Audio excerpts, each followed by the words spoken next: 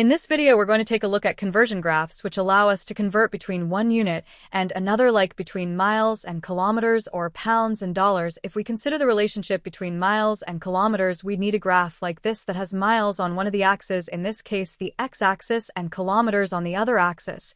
Then to show the actual relationship between the two, we'd have a straight line that starts from the origin. The main use of graphs like this is to help us convert between the units. For example, let's imagine that we were asked how many kilometers are there in 30 miles. To answer this, the first thing we need to do is find 30 miles on our x-axis.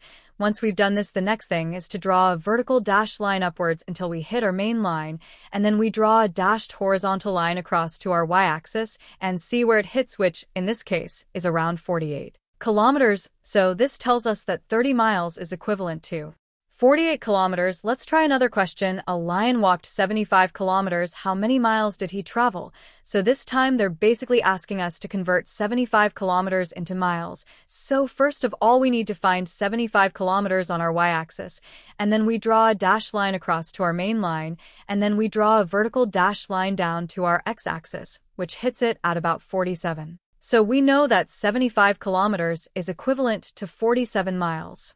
Which means that the lion walked 47 miles. Now, sometimes you might be asked to work out a value that isn't on your graph. For example, how many kilometers are there in 500 miles? 500 miles is way off our graph because we only go up to 60 miles. So to do this, we're going to have to work out the conversion for a smaller number of miles first, and then scale it up. For example, using our graph, we can tell that 50 miles is equivalent to 80 kilometers. So if we want 500 miles, which is 10 times more than 50, we can just multiply the 80 kilometers by 10 as well to find that 500 miles must be equivalent to 800 kilometers. Anyway, that's everything for this video. So if you enjoyed it, then please do tell your teachers and friends about us. And thanks for watching.